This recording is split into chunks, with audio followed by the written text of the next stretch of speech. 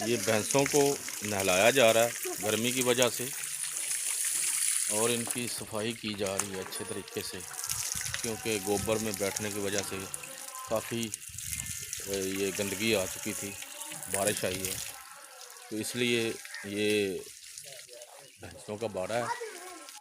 तो ये देखें जी, ये फुल जिसे कहते हैं पेंडू माहौल, बकरियां,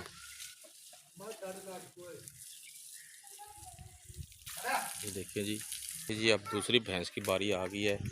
एक भैंस को वो अच्छे तरीके से नहीं नहला सके।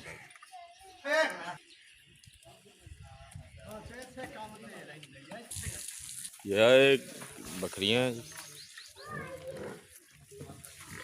ये देखें जी, ये चारा काटने वाली मशीन है, जिसे ये पंजाबी गांव में टोका बोलते हैं।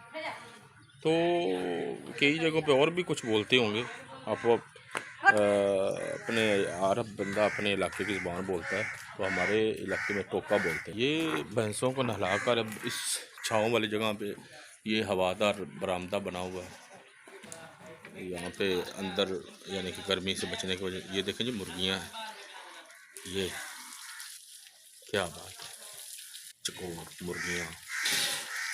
ये गांव का माहौल है जी।